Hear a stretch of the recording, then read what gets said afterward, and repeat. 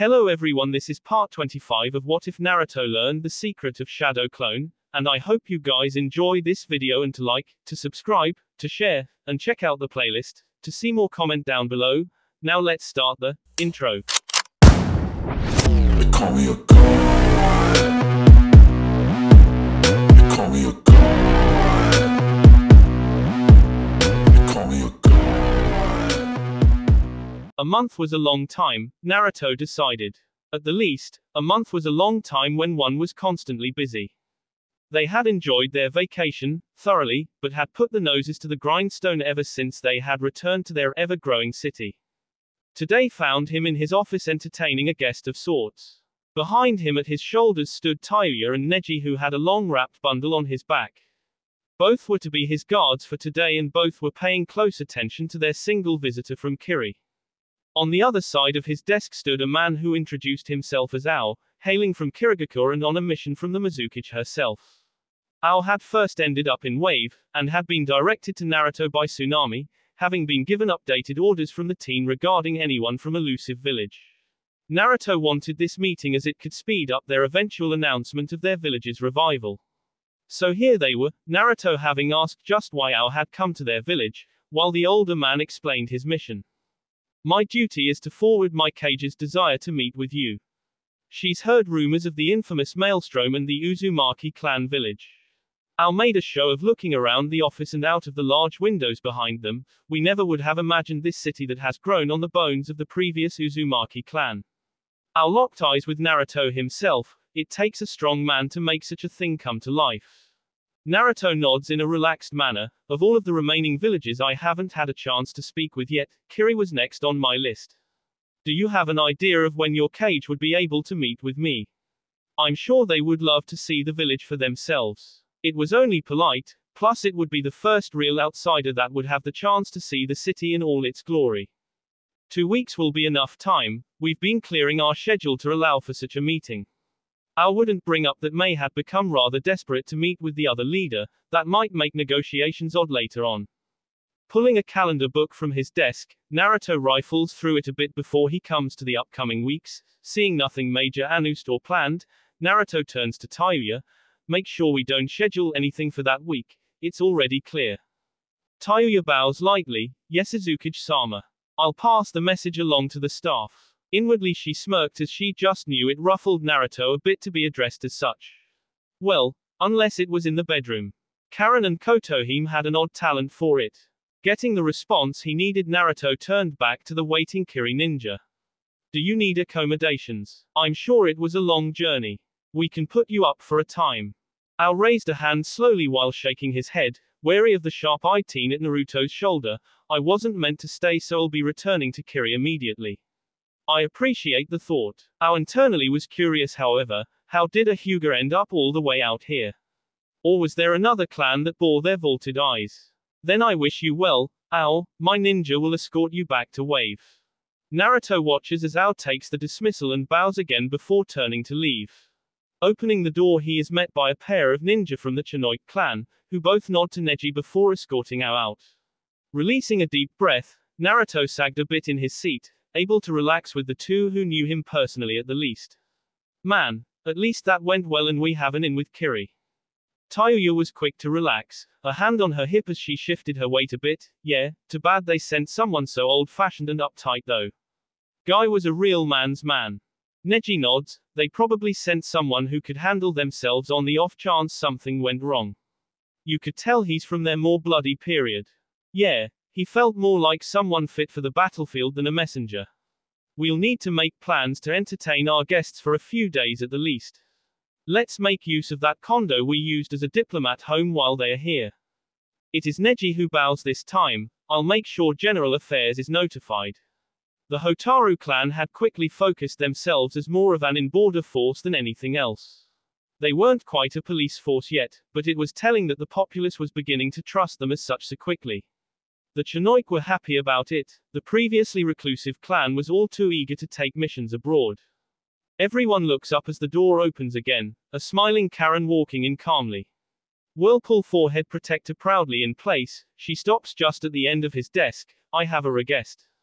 Is it for time off? 'Cause I'll approve that in a heartbeat. Naruto still couldn't get the girl to slow down much, she worked just as much as he did sometimes. Her research had, of course, borne some major fruit, but he still wished she would relax. He'd have to smack some loving sense into her later. Karen, however, grins. My water scout golem have been pinging odd signals towards the north, in the disputed area close to Lightning Country. I'd like to go and take a look. And before you ask, I've already had Isaribi go out and check for herself too. There aren't any ninja, but even she could tell something odd was going on around the volcanic island. Sighing, Naruto's hopes were dashed. But this gave him a chance to force her to relax. How long do you plan to be gone? Shrugging, the redhead thought about it for a second. 2 days tops, traveling there doesn't take long. I'm going to take Unagi. Naruto shuddered at the thought of that thing being used as transport. He had learned to hate anything vaguely snake-like. Damn Orochimaru. Alright, you know the rules though, when you get back it's a mandatory 2 days off. Here his eyes harden a bit as he looks at her. First sign of things going wrong or trouble, you either hightail it out of there or you summon me. Got it. I can't send Jugo or the Fuma girls with you, cause the gone with Ino to Konoha. He was sure Ino was just having a blast right now, probably equal parts messing with Shikamaru and running Tsunade ragged. Karen is still grinning. Between my seals and my golem, I think I'll be just fine. Here her grin softens into a more genuine smile, but I promise. First sign of trouble and I'll activate my seal and call you. Honest. She knew he worried, so she would ease him as she could. Fine. Go on then, 2 days. If I don't hear from you in 2 days I'm coming for you anyway. Naruto grins as Karen nods quickly and retreats out of the door with a bounce in her step. Left with no distractions from his paperwork, Naruto sets about it while complaining. It really sucks sometimes being stuck in the office. Even if it's just half a day. Tayuya shakes her head. Aren't you constantly doing something? Like right now, don't you have your gravity seals on? Besides the point. Naruto looks back at Neji as he adjusts his bag. How's the new weapon working out? The Hotaru adjusting to it alright. Do y'all like it? It is a brutal piece of equipment. It still needs a little refinement, but it does its job very well. Smiling as he thought about some of the recent tests with the spring engineers, our eyes are well suited for it. Good, and remember, this first generation are test types. Make sure to let the spring engineers know ASAP if you find problems or have ideas for improvements. Getting a promise from Neji that he would do just that, Naruto looks up as his door opens yet again. Happy for the distraction, he watches as a new team from the Chinook walk in. He plasters a smile on his face and settles in for a busy morning. Maybe he and Tayuya could get something good for lunch later. Nestled somewhat safely within Konoha in the Land of Fire, Ino is settling into her visitor hotel suite while Jugo and the Fuma girls set about checking things over and unpacking bags. By some stroke of luck Temari was visiting Konoha at the same time and decided to visit her, though she had her own plans to enact that had nothing to do with Konoha. Seated at a couch while Temari sits in a chair off to the side, said older girl is grinning. Oh come now, you know I can be a lot of fun. Ino rolls her eyes. Aha. That might work on Naruto, but us girls of Foxton are very selective. What do you bring to the table that we don't already? She wasn't being petty, but all of them loved Naruto deeply. That meant, any other girl looking for a taste needed to at least have feelings for him as well. While they all knew Temari was attracted to Naruto, feelings were a different matter. Temari motioned a hand down her body. I mean, ninja girl with wonderful curves and a sharp mind. She knew she was hot. She also knew she was smarter than most and that Naruto valued strength and brains in equal measure, which was a major point in his favor. She wasn't pushing for this just because it would get under her brother's skins. She was genuinely attracted to the troublemaker, though she wasn't sure yet if it was more than that. Have a heart. Think he'd enjoy a romp with 2 sexy blondes. Ino knew for sure he would in fact enjoy such a thing. That didn't mean Temari got to join Foxton, yet. A roll in a sack doesn't mean you get to join the den. Temari nodded. I know, but hear me out. The sister of the Kazekage, who finds strong men insanely attractive. Think of the political alliance potential. Temari could see, however, that this line of thought wasn't working so much as she thought. So, she let her normal walls down a bit with the Mind Walker and sighed. How about, as a thank you for giving me my little brother back? Just once. That a tiny smirk etched its way onto Ino's face told her she might have opened up a bit too much. Damn mind walkers. Ino however nodded and said nothing about it. Well, we can talk more about it later. Because trust me, if I dragged Naruto here it probably wouldn't take much convincing if we both went on the attack. Ino looked up idly as Jugo posted himself on the balcony, watching the horizon calmly while Kin was walking out to join him. Sasum was sitting at the kitchen bar with a book, a new scroll holstered at the small of her back. Beyond that, what's the situation between Suna and Konoha? Leaning back with a sigh, the fan wielder idly played with her weapon that was leaning against her seat on the floor, frosty at best. Konoha knows why Suna was so desperate, but isn't making many moves to help the problem. We're getting more support from you in the Whirlpool Islands than here in the Land of Fire. They were already beginning to talk about potentially setting up another rail line between the villages. It would be the first between major villages, if Azushio came out as one in the future. Ino sighed, wish we could help in some way. Maybe if we could find and bring in Orochimaru's head. I think a lot of people want that man's head on a pike.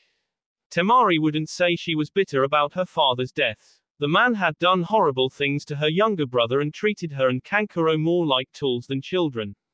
But he was still their father. Some part of her still wanted blood. If you ever get wind of him and need a hand, feel free to call us. Ino nods, trust Naruto, if he needs a hand with that snake Gaara will definitely get a message.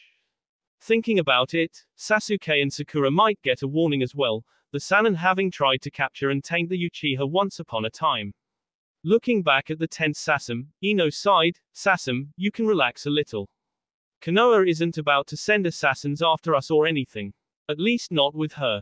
Her father would certainly do a bit more than just raise a stink if something happened to her within Konoha's borders. Sasum was shaking her head in the negative, no can do Lady Ino. No Naruto or the rest of the group means we've decided to be more alert. We want to stay as ready as possible. Punctuated by her statement is a knock at the door. Standing abruptly the girl is already walking towards it. Behind her the balcony door opens and Kin and Jugo are walking inside to stand behind the couch at Ino's shoulders. Ino sighed, wondering if this was how Naruto felt about the overprotective group. Sasum is quick to open the door after checking the peephole. Waiting on the other side are Tsunade, Shizune and Hiashi, who is as stern-faced as ever. Said man's mood does not improve as he spots Ino instead of the head Uzumaki.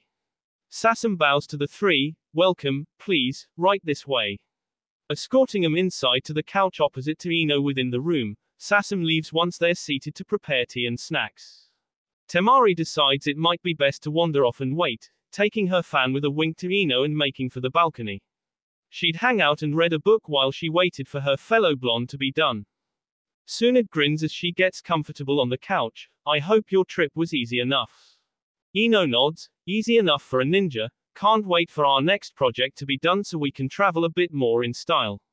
She had heard a bit about the airships. She wondered how that would work for villages that didn't use them. A question she'd have to bring up with Kyuki and Naruto later. Sasum was offering tea to the visitors after placing a tray of snacks on the coffee table. Tsunade and Shizune accepted with no problems, though Hiashi held up a hand, refusing as his mind was focused only on one task. To get things rolling, I would like to start. Knowing it was coming and doing her best not to sigh heavily, Ino nods, of course, what would you like to begin with, Lord Hyuga? Hiashi frowned, I'd like to lodge a formal complaint with the Uzumaki clan head. Okay. That's unfortunate, but I can forward any complaints you have. Taking a moment to unseal a scroll and a pen, Ino focused completely on the Hyuga clan head. Please, tell me your grievances. Hiashi nods, it is a matter concerning both vandalism of private property and theft. Ino jots that down before smiling sweetly, I need more specifics however, this is fairly loose. First, what was supposedly stolen? Technique and reference scrolls. Hiashi couldn't come out and say verbatim that it was Uzumaki property that was stolen, though that was all that was missing. That was a one-way ticket to a new meeting with the daimyo. He was sure the brat didn't know what he had actually taken. Again writing that down, Ino's smile doesn't leave her face, still rather vague, but I'll look into it and bring this to Naruto's attention. Not that she and everyone else didn't already know that they hadn't taken anything other than Uzumaki property. And what was it specifically that was vandalized? In what manner was your property damaged? Now it was time for the fun part. It takes some real effort to fight down the blush that threatened to break on his face. My desk and office suffered damage. What sort of damage was it? Ino was fighting hard to prevent the giggles that wanted to burst from her lips. It was hard work, nearly impossible, but she managed it. It was broken beyond repair. Is that not enough? Not really. Anyone could have broken your desk. What makes you so sure that it was an Uzumaki? Hiyashi finally loses his patience, hand slapping down on the table and making it rattle.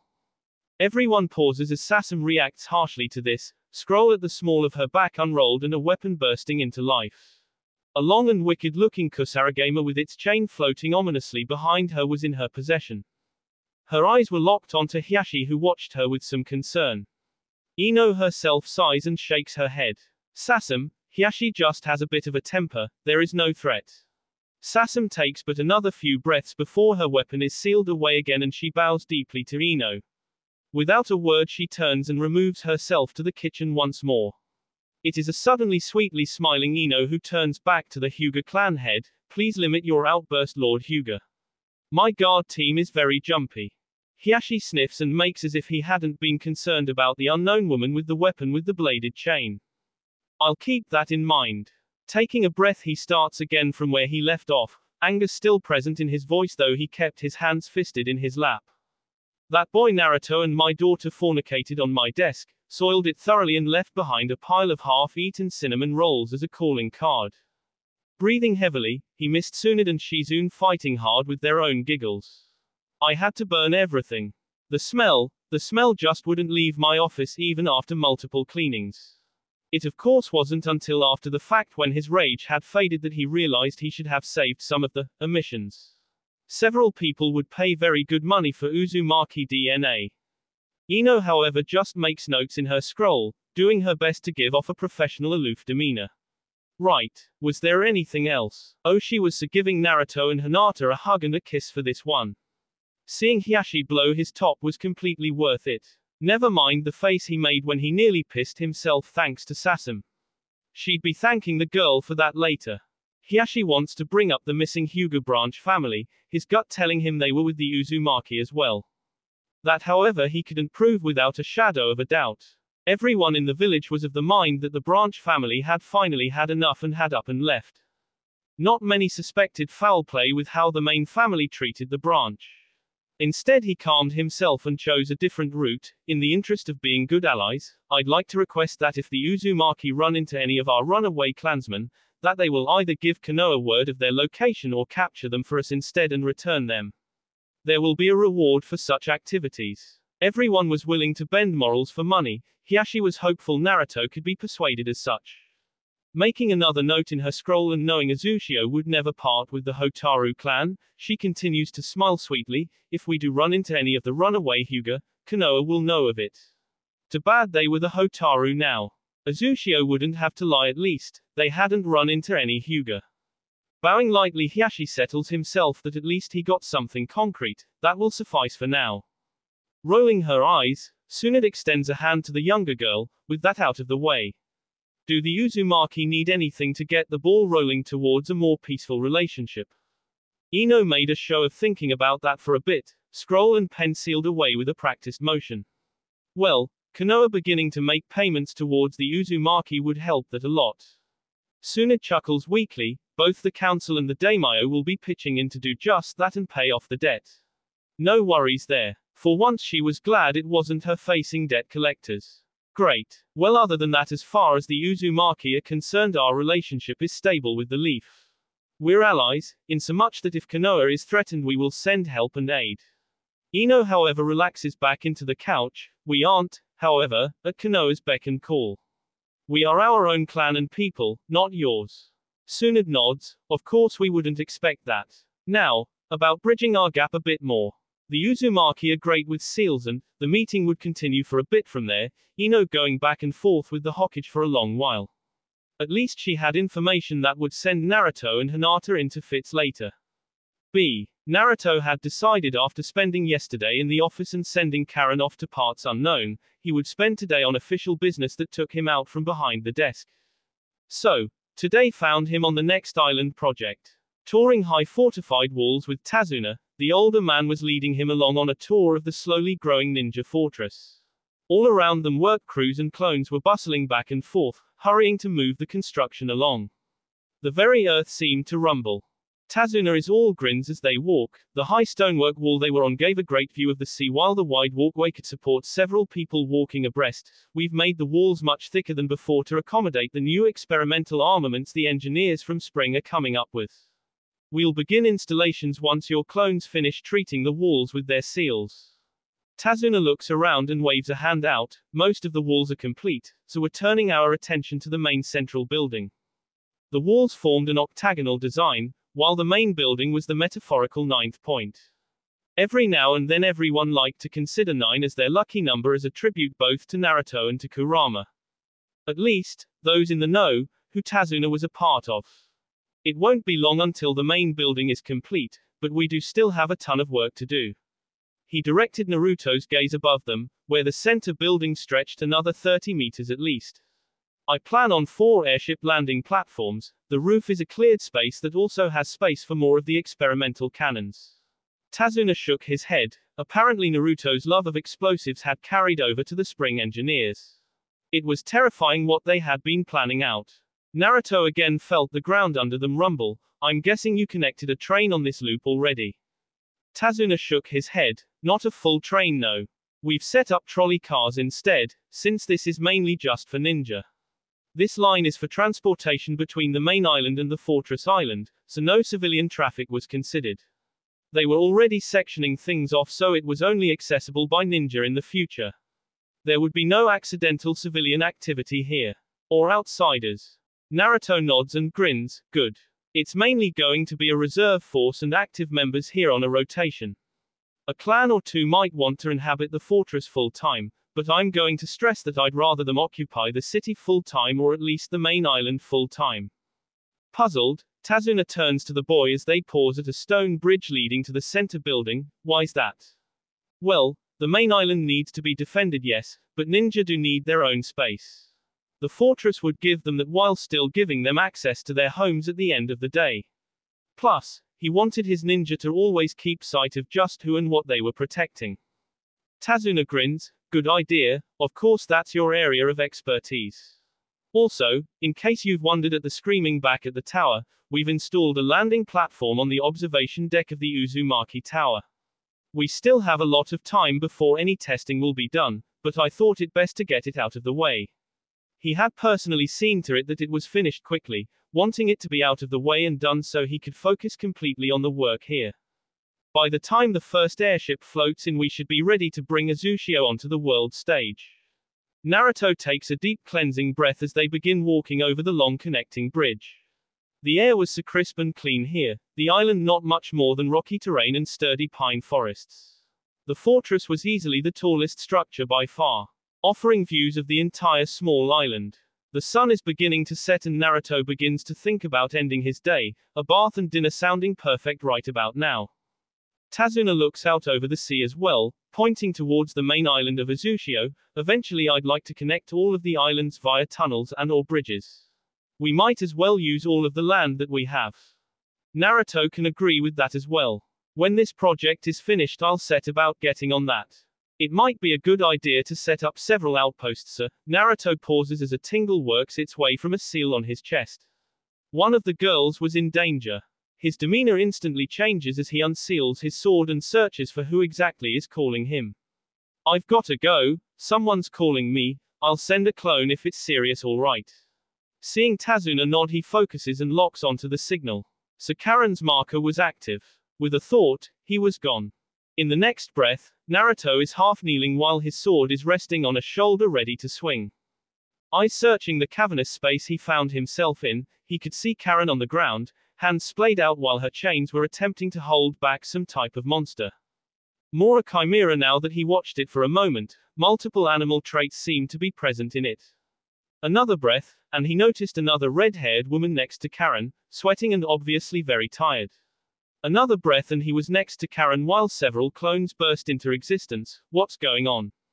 Naruto unseals a version 3 bomb scroll and tosses it to a clone, which immediately jumps to the ceiling and anchors itself with chakra.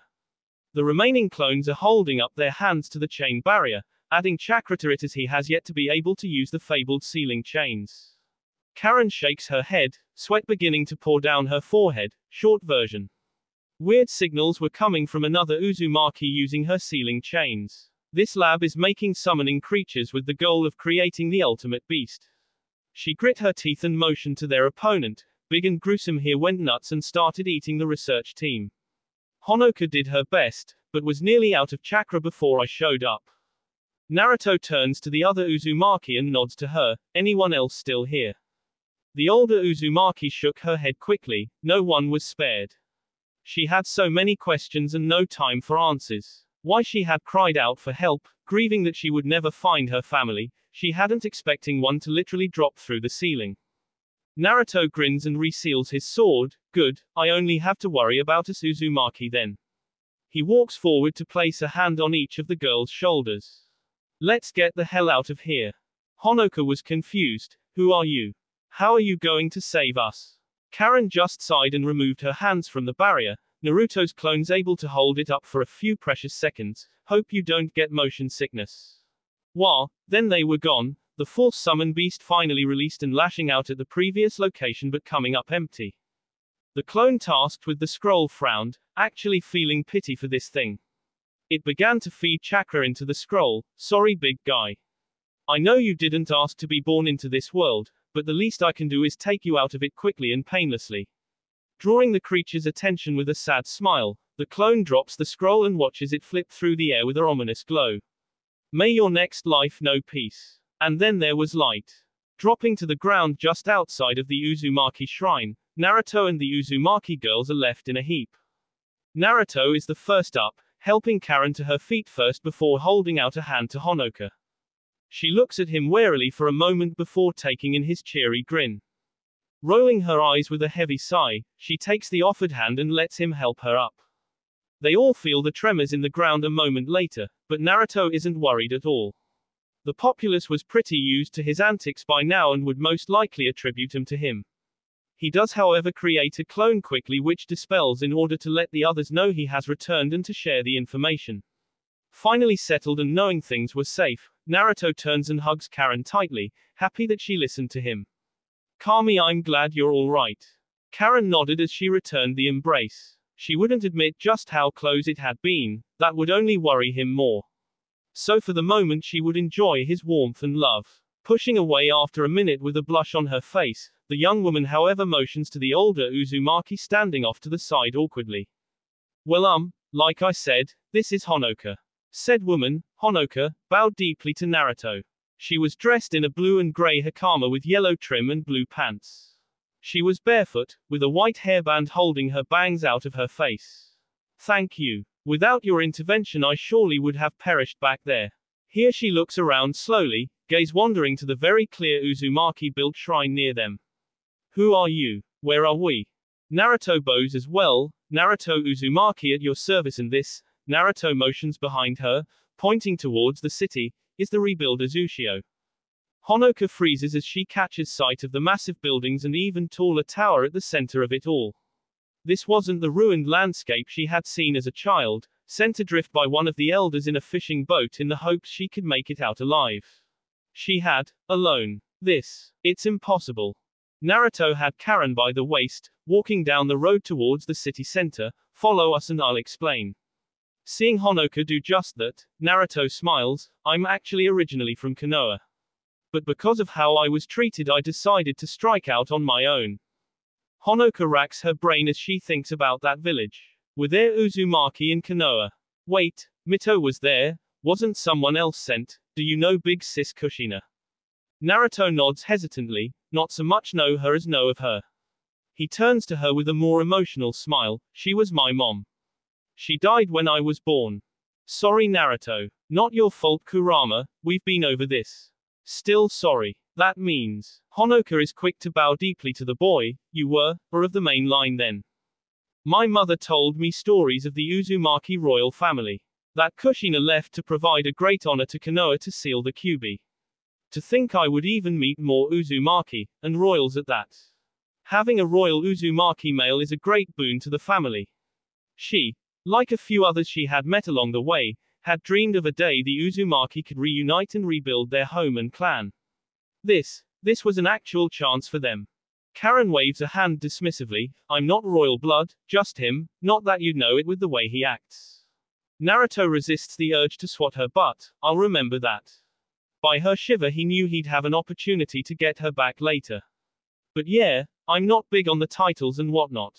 My goal right now is to unite as many of the remaining Uzumaki that I can find and rebuild however we can. Karen giggles as she leans into him a bit more as they're passing further into the city proper. You're certainly working on the rebuild part of that. Failing to fight down a blush, Naruto motions to the main square and the tower they're reaching the base of. Once more, Honoka, welcome to Rizushio. The tower doubles as the Uzumaki clan compound on the upper floors. We have extra rooms. Hopeful that we would find more family members. You're welcome to stay with us if you wish. Or we can find a condo or apartment for you if you'd prefer to ease into it. He was trying hard not to gush over the woman while also trying to make her feel welcome. They've paused their walk as they've come before the Uzumaki monument, the obsidian construct drawing Honoka's attention for bit. Honoka isn't quite sure what emotion to settle on. Overwhelmed by all of the people, the majesty of the city around her, and now, the monument and its message for the future. She doesn't stop the tears that slide down her cheeks, finally letting reality wash over her. It's real. Our home. It's alive again. Turning, she pulls the stronger and taller boy into a tight hug, letting out nearly 2 decades of stress and anguish. She's grateful that no one seems to worry or bother them, and more so when the Uzumaki clan head embraces her in return. For the first time in a long time she felt safe, comforted. Naruto doesn't do anything else other than hold the woman tightly, a soft smile on his face while Karen watches with tears in her own eyes. You're home, Honoka. None of us are alone anymore. And as long as he drew breath, they wouldn't be ever again. That was a promise. Believe it. A few days have passed since Honoka had been saved and brought back to Rizushio. Life continued on and the general populace had been forming their own opinions of the Uzumaki family. That a new member had been rescued and it was a woman meant that the possibility of children, and heirs, may be more likely. Just like the normal populace however, the Uzumaki gang was also curious about the newest addition, chatting and relaxing together in the bath. Freshly returned to Rizushio, Ino is a happy camper as she's caught up on everything that's happened in the few days that she's been gone. Jugo, Kin, and Sasam had retired early, or at least that was what they said. Well, I think it's great we've got a new member of the family. Another pair of eyes to help keep Naruto from blowing himself up. Ino's hands were locked with Tayuya's who was grinning and grunting with exertion. You said it. Having another Uzumaki woman here is nothing but a good thing. Tayuya had been training non-stop in the hopes that she could overpower Ino when she returned. They were more evenly matched than she liked. Hinata turns to Naruto from where she is relaxing with her hair done up in a bun. It had been getting longer recently. How are you feeling about it, Naruto? Naruto is still all smiles, Kyuki on one side of him while Kotohime is on the other. I'm pretty excited about her. It's amazing that Karen found another member of our family. I had given up hope honestly. Kyuki nods. I wonder if maybe we should put out feelers, cast a wider net and try to find more lost Uzumaki. Maybe they would need to take a more active approach to this. If more members like Honoka were out there, could they be in danger as well? Kotohime chimes in with some reality on the situation. You have to remember though, in the outside world none of the Uzumaki are treated well. Most of the men that haven't been killed by now are probably being used in lab subjects. And the women. Breeders or worse. Tayuya nods from where she's finally gotten Ino into a headlock. Honestly, the fact that Karen found Honoka at all is a miracle. Though thinking on it, with the airship project, Karen might be able to search a wider area in the future, being such a good sensor. Tayuya eyes everyone else. Where is Karen anyway? Everyone turns as the mentioned girl chuckles from the doorway. I'm here, had to nudge Honoka along was all. Karen was walking out, pushing a shy Honoka along towards the warm waters. Someone's being shy. Honoka herself is fighting down a blush. I just don't want to intrude. Karen shook her head as they reached the water's edge. Your family.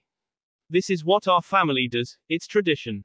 So saying, with a quick shove and grab of the towel, a naked Honoka is dunked into the warm waters. Karen grins and winks at Naruto as she slides into the water herself after tossing the extra towel into the group of others. Resurfacing with a sputter, Honoka turns a heated look to Karen. That wasn't very nice. Karen shrugs. You needed a push. We're all family here, whether by blood or marriage. No reason to be shy.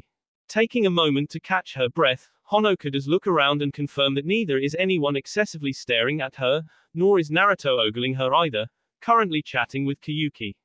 Relaxing down to her shoulders, the older woman nods. I suppose you're correct. Karen nods resolutely. I know I am. Hinata is the first to float towards the older woman. Don't mind Karen, she means well enough. The shorter girl extends a hand. How are you adjusting to life in Azushio? Do you need anything? Honoka shook her hand with a smile. It has been so overwhelming. I haven't been around so many people in a long time. But I'm happy all the same. I'm back home and with family. Honoka turns a cautious gaze towards Naruto. I have to ask, of course, will I be required to do anything while I'm here? Shuffling around to Hinata's side, Karen is shaking her head. No number. You won't be required to do anything that you don't want to do. We all have our own interests. Karen points a well-manicured finger towards Naruto. Just take that idiot. He's the clan head, sure, but he's really good about listening to everyone's wants and desires. He'll make sure you're well taken care of and want for nothing. Karen winked. He's really good about treating everyone equally. Turning to said young man, Honoka bows lightly to him. I want to thank you again. If not for Karen's and your intervention, well, I'd probably be dead right now. So thank you, for saving my life. Naruto turns to face her and smiles. Your family. I'd fight literal demons if it was to protect you. Kotohime pokes him in the cheek as the others all chuckle. This is how you keep getting yourself in trouble. What did I do? Be yourself. How's that a bad thing? You'll get it one day, my lord. Oh, not that again. Seeing Honoka blush a bit, Karen does take the initiative to sit the older woman down to explain a few things. Most of which at the moment center around Kurama, the biju sealed in Naruto's gut. As Honoka gets caught up, Kyuki happily cuddles into Naruto's side again. You know, maybe I should just move here full time. Naruto nodded. I'm for it, though Sandayu would probably hate me for a while. Kyuki waves that thought away. If anything, he'd be happy. It'd get me out of the mansion more and he'd looking forward to spoiling our future children. Children, plural. Do you really only want one from me? Here Kyuki leans close to his ear. Am I so hideous? Naruto rolls his eyes and leans into her own ear. You dazzle me like all the stars on a clear night sky. Hime. Shall I demonstrate my resolve? Kyuki shuddered slightly. Oh, please do. Kotohime however reached over to poke the daimyo in the boob, not in the bath. Kyuki pouted. It's not like we all haven't thought about it. She looked around as everyone was suddenly very attentive to the conversation. We have. I'm not a pervert. Naruto chuckled. Whatever you say, pervy daimyo. I'm not a pervert. Honoka nods along as Karen finishes catching her up to the latest Azushio affairs and Naruto's burden. With a shrug she accepts it all. Okay. How can I help out? I'm more into science and engineering. I have great seal knowledge for an Uzumaki, but I have a feeling yourself and Naruto outstrip me there. Karen's barrier had been much stronger than hers even if the girl was about 8 years her junior. Karen smiles at the woman's willingness to help out. Well, for science you can always join me with my projects. I work out of the basement where our more, off the books, work goes on. Naruto looks up, locking eyes with Honoka. We have teams of engineers from the land of spring who would love someone else's ideas besides just my own. Pretty much everything I bring to them relates to explosions and how to make even more powerful tools go boom. Honoka takes the information in, seeing that she had options here and that her fellow Uzumaki were quick to accept her no problem. They trusted her. She hadn't experienced that in a long time. A sly grin grows on her face as she keeps eye contact with the dashing blonde with a great body. Standing, she strikes a pose with a hand on her hip and the other holding up her hair. You know, once I've settled in, perhaps I can really help with clan rebuilding. What do you say? winking at the teen whose eyes widen quickly. She misses Tayuya, throwing up her hands. Not even a full week. She's making a pass already. Ino grins, oh, like you're really complaining. The more the merrier, I say. Hinata shakes her head, as Karen tackles Honoka into the water with a laugh, leave it to Naruto. Ignoring it all as a wrestling match begins that drags the rest of the girls into it, Naruto, Kayuki, and Kotohime all snuggle into each other. Time with family was always the best. Kotohime is the first to lean into his ear again. Kayuki was right, however. How about after everyone goes to bed, we spend some time in the bath? No complaints from me. Kayuki nods, better not be. Now relax, I'm kinda tired. They were the calm in the sea of chaos that was the rest of the family. All was normal for them. Ino, however, was fondling the new girl who was blushing and laughing. This isn't fair. She's bigger than Hinata. Naruto sighed. Yes, they were the calm in the chaos. They had to be. Far to the east in a quiet and recently built base rests Orochimaru. Body transfer complete and healing, the Sannin was angrily plotting his next move. It would take some time, but he would be damned if he would let things slide as they had. No, life had not been kind to him, but it was close to time to dish some of his pain back out. And he had a lead. Whispers and rumors along the normal citizens pointed towards Wave as the location of the Uzumaki brat. That meant he had a target. Naruto had been taking very valuable subjects from the snake summoner, and Orochimaru wanted him dead. Kabuto. Yes, Lord Orochimaru. The silent medical ninja hadn't been far, having been on call to care for and confirm that the transfer was successful.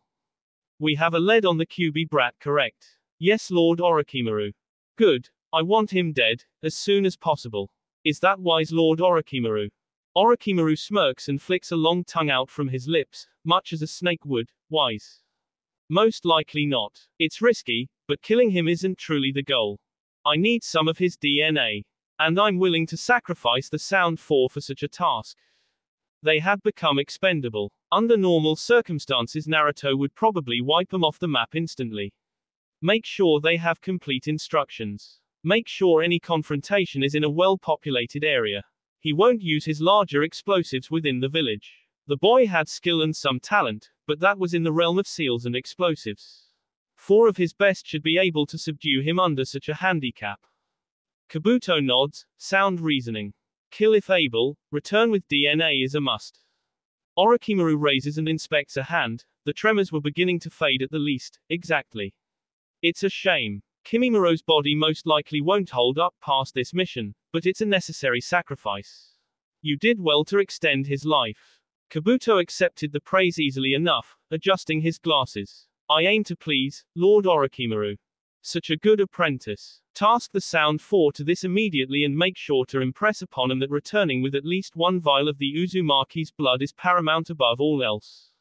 Kabuto nods and begins to back away. Of course, Lord Orochimaru. Secretly, Kabuto did not believe it would be as simple as that, but held his tongue. After nearly losing his life to the genin, Orochimaru had been in a foul mood when it came to Naruto. As the medic nin left Orochimaru's chambers and began traversing the base hallways, Kabuto thought to himself a bit. It was coming time for him to really consider his next move. His life had been harsh. Harder than most by a wide margin. So what did that mean for what he should do for himself in all of this? He had been used by everyone. Used by Danzo. Used by Orochimaru. Used by Sasori. Was there ever a time he couldn't remember being used by someone? Did he ever do something just for himself? Off of the top of his head he couldn't think of a time and was beginning to wonder if he was just destined to suffer forever. Walking a bit and attempting to clear his head, his mind then tracks to Naruto. The younger man had done everything within his own power to fight against fate. And it was working. Perhaps. Thought derailed as he came upon the Sound Four's quarters. He'd need to shelve that particular thought for later. Walking in after flaring his chakra in a specific pattern, he was met with all of the Sound Four members, though short Tayuya. I have a task for you from Lord Orochimaru. You are to head for the country of Wave and hunt down Naruto Uzumaki. Your main goal is to take a blood sample, but if you can bring him in that would be a major boon to us. Though killing him is allowed. Kimimuro nods quickly as he stands from his bed in the limited dorm room. If it is Lord Orochimaru's orders, we shall see it though. Around him, the rest of the group readies themselves appropriately while Kabuto mentally writes him off. Kabuto nods. I would accompany you on a mission such as this normally, but I have other business to attend to. Remember, gaining a sample of his blood is the most important part of the mission. Everything else is extra. It doesn't help that he knows these upstarts are going to fail and die. Perhaps afterwards he could have a chat of his own with Naruto in the near future. He had information on Danzo that Naruto would appreciate. That is, of course, if he can gain an audience with the powerful teen without dying right away. Turning away to walk the halls towards the base exit, the talented medic planned his own move.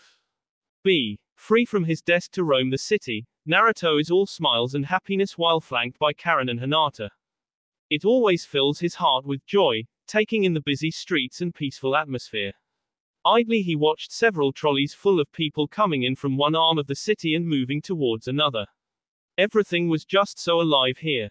They all had in some way worked for this as well. It was still growing, rough in some places, but it was coming along and he would make sure none of his people were left behind.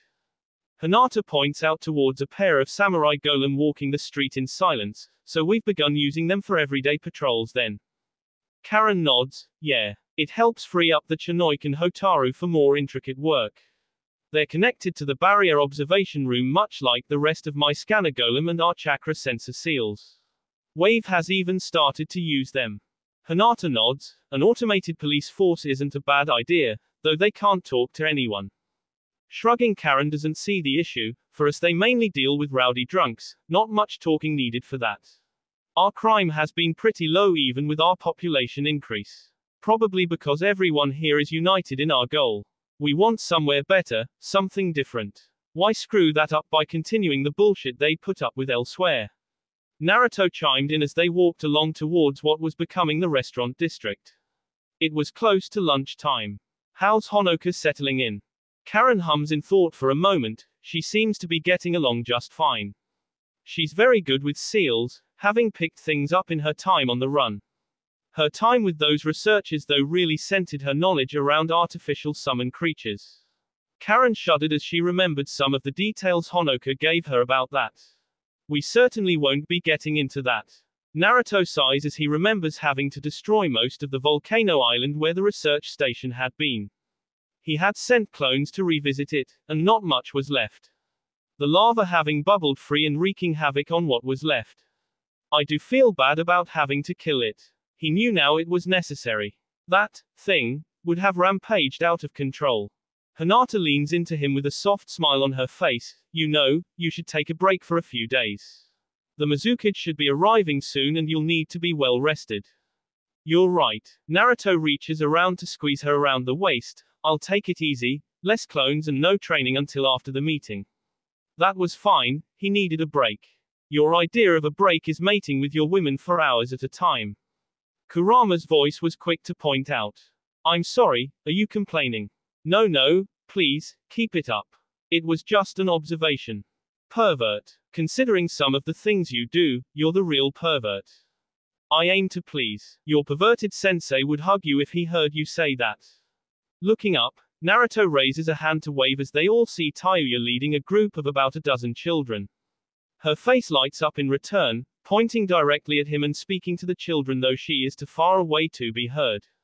Hey Tayuya. Naruto misses Hinata and Karen subtly edging away from him. Naruto turns to Karen. Also, if I take a break, you need to take a break as well. The children are sprinting towards him now. Karen nods with a cheery smile on her face. Fine. You take a break and I'll take a break. Some sun will probably do me some good. Adjusting her glasses a bit as she edges away from the oblivious teen even more. Naruto pumps a fist into the air, smiling as he celebrates a little win. Great. We'll be lazy for a few days and wait for the Mizukage to show up. He only barely has his eyes open before he's swamped with children. The surprise allowing them to drag him down to the ground much to everyone's amusement. The girls can't help but laugh at the squealing children, Tayuya joining them with her arms crossed. Hey Jarl. Karen wipes a tear from her eye. Why are you with so many kids? Tayuya shrugs. I offered to escort them all home. All the other teachers are busy at the moment. Frowning as she knew she created a golem specifically for this, she puts her hands on her hips. What happened to the golem the teachers requested? Hopefully they didn't break it. But she would have gotten a warning from the monitoring crew. Smirking and pointing at the children, Tayuya gave her odd news. The golem got so popular with the kids that they trapped it on school grounds. It's now their mascot. That the teachers couldn't figure out how the kids did it, or understand why the golem wouldn't leave, was odd to say the least. Why were the kids in so much love with a giant crab anyway? Weird kids. Karen can't do much but sigh heavily and realize kids would always find a way to break things. I'll just have to make a new one. Something the kids can't trap, maybe shaped like a trolley car. Mentally planning something out, she'd get to drawing tonight. Coming up for air, children hanging all over him, Naruto is still all smiles. I'm alive. Ignoring the laughs and jokes from passing by adults, Naruto slaps his hands together. Now you've done it though. Wind whipping around him, he uses his natural element and chakra to blast the children into the air gently, juggling them and twirling them around much to the giggles and cheers. Tayuya cocks one hip to the side, you drop one and you get to deal with the parents. Mama, you know I wouldn't do that. Warning received however, Naruto did eventually let all of the children down onto the ground, to much whining and requests for more. You have to listen to Tayuya-sensei. She means well. All of the children saluted him quickly. Hi Lord Uzumaki. Tayuya waves them along, smiling as she shakes her head. Come on now ya brats, let's get you all home. Hi. Naruto comes forward, laying a soft kiss on the normally brash woman's lips. She sputters for all of a second before accepting it with a smile. Flushed and happy, she waves and turns to leave with the children. I'll be seeing you later. Naruto waves goodbye with Hinata and Karen, sure will. And then they were gone around a corner, leaving the group of three on their own to continue their walk. Hinata however brings up a rumor she had heard. Supposedly there's a new ramen stand that just opened up. Hinata leans into mock whisper to Naruto, apparently the proprietress is from Konoha. Naruto's eyes widen and begin to shine. Ayami Ne-chan. Let's go let's go. Grabbing both girls by their hands, they're soon dashing down the street and weaving through the crowds. No one was stopping him from getting ramen made by one of his favorite people. Not today. B. Within the dim office of his root base, Danzo is standing before a kneeling Sai. Sai had returned for his monthly report to the Elder Council member, though even being on Team 7, there wasn't much to report on. They didn't take many missions outside of the village, and when they did not use many special skills. Nor did they talk about Naruto or the Uzumaki much either. Sai could do nothing about it however. Danzo can tell his ninja had concerns and waves him off, worry not. Things will be changing for your team soon. Reaching behind his desk, he offers a small scroll to Sai who takes it and quickly stashes it away. That boy thought he was clever hiding such a weapon in such an obvious place. Keep that on you, one of the Uzumaki's bombs is sealed within. You mission for now, wait. Soon you will have a mission to visit the Uzumaki clan home. When you do, you are to detonate that bomb. Sai bows his head, this is necessary for the good of Konoha. Sai was loyal to Danzo, who had never steered him wrong. At least, from what he could remember. Danzo lets a small grin grace his face, it is my boy. The Uzumaki are a threat to the continued prosperity of Konoha. You will do this, won't you Sai? He had been careful, making sure Sai had no seals on him, loyalty held through more traditional methods of indoctrination. I shall accomplish this, Lord Danzo. Danzo nods and waves the boy away, go back to your duties, you are free to relax for now. Remember, the time is coming. Watching the boy vanish in a shunshin, Danzo relaxes a bit and lets his mind wander. Konoha and by extension he had put up with Naruto's stubbornness long enough. If Orochimaru couldn't do the decent thing and kill the boy, Danzo would get it done himself. Not far away in a secluded clan home, Sasuke is training while Sakura watches on and Kakashi gives pointers from the porch. Covered in sweat and body aching, Sasuke finally relents and stands tall, wiping the sweat from his brow. In his right hand he twirled his new chokuto with a flourish before sheathing it at his hip, much to Sakura's teasing. So Naruto got a sword so you had to get one too. Sasuke sighed and shook his head, I need something with a little more reach, that's all. Right. Sakura went back to her book as she muttered under her breath, boys and their toys. Kakashi however just smiles and shakes his head. You've been improving quickly, Sasuke. Though I think you might have been pushing yourself rather hard. You might want to consider taking a break. Sasuke shook his head. I don't want to fall behind. Elemental training, sword training, and physical training have to be done every day if I want a chance of keeping pace with Naruto. They were still rivals after all, and more, Sasuke still have to have his reckoning with Itachi.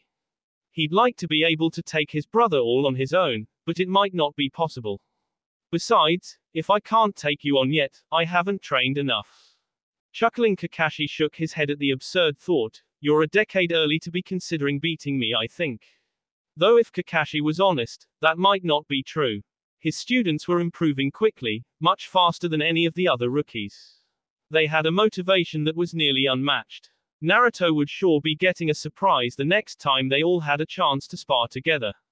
Besides, you're going to have to relax for a few days, we have a mission coming up. That got the Genin's attention. Sakura even putting her book away. What's that, sensei? She shifted a bit to the side as Sasuke came and sat next to her, offering him a bit more room. Two things. First, the next Chunin exam is coming up, think you'll want to attend with Sai. Sasuke mulled over that for a moment. I mean, we have to take it as a three-man cell, so we'd have to. Sakura nodded at that, even if he's a little weird, and not completely trustworthy. Sakura remembered the warning from Naruto that Sai might be one of Danzo's. It would suck if he was, but they would continue to treat him as normal for now. Kakashi considered them for a moment before waving it away mentally. Well, think on it, you have a few months yet. More important, we do have a mission. Escort. To wave. That excited both of them instantly, Sakura being very vocal about it. Woo. We finally get to go. We'll have to ditch Sai somehow though, we can't take him to Azushio proper. That just screams bad news. Sasuke was quick to be the realist about this, which Kakashi applauded mentally and smiled. That's correct, which is why this will be a joint mission between all of the rookie teams. We shall be escorting Temari of the Sand. With some luck, we may be able to convince one of the other teams to help out with him. Kakashi was like the others, wanting to give Sai the benefit of the doubt. However, Danzo was involved, which meant anything could happen, and usually nothing good. It'll be in a few days, so keep that in mind. Realizing that meant he didn't have a choice and he wouldn't be able to train heavily, Sasuke realized he had been cornered. Fine, I get it. I'll relax. Here he turned his gaze to Sakura. Wanna grab lunch in the morning? My treat. The rapid head nodding and star-filled eyes told him enough about what she thought of his idea. That was Kakashi's cue to leave, standing and stretching with an exaggerated groan. You take care now, my cute students. Don't do anything I wouldn't do. Sakura giggled and pointed at their senshi. That gives us a lot of options if Shizune's limp the other day is a clue. Grateful that they couldn't see his blush, Kakashi saluted them and vanished in a swirl of leaves. Shizune would be rather cross with him if he took too long coming back home to his apartment. Left behind, Sakura leaned into Sasuke comfortably. You know, it's still pretty early. Sasuke nodded. It is. And I don't have to go home right away. True. So, have any ideas of what we could do tonight? Train. The fist that slugged him in the arm was hard and nearly broke said arm. He guessed his joke wasn't well received. Keep each other up all night. That's more like it. You're so violent. I like to call it strong-willed. It's domestic abuse. We're ninja, no such thing. Leaning over, her lips wee soft against his own. Come, let's head inside. Sasuke nodded dumbly as she dragged him by the hand. Yes, ma'am. He wouldn't be complaining, at least until it was time to get up in the morning. He still hated mornings. That will be all for this video. Be sure to like, subscribe, share, and comment down below for more videos. Goodbye.